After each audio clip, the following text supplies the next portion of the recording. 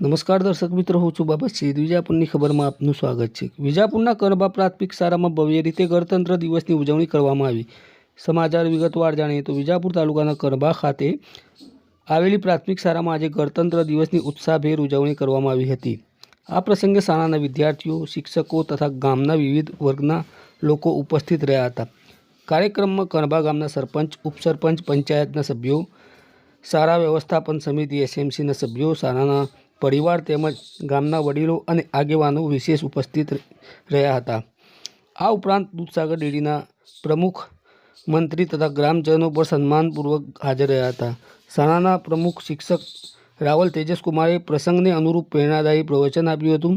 તેમણે દેશના બંધારણ, ગણતંત્રના મહત્વ તથા યુવાન પેઢીની જવાબદારીઓ અંગે માર્ગદર્શન આપ્યું હતું. આ વર્ષે ખાસ નોંધપાત્ર બાબત એ રહી હતી કે ગામની સૌથી વધુ ભણેલી દીકરીના હાથે રાષ્ટ્રધ્વજનું વંદન કરવામાં આવ્યું હતું, જેને લિંગ સમાનતા અને શિક્ષણના મહત્વને દર્શાવ્યું હતું.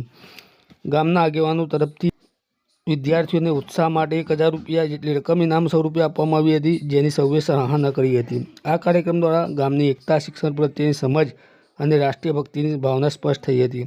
આવા કાર્યક્રમો ગામડામાં પણ ગણતંત્રના આદર્શોને મજબૂત કરવામાં મહત્વની ભૂમિકા ભજવે છે. किसी को न सुनो, किसी से कुछ न बोलो, और ये बंदर आप सबके घर पर राज कर रहा है और हमारी ही नजर के सामने हमारी पूरी जिंदगी बदल रहा है. सही कहा ना?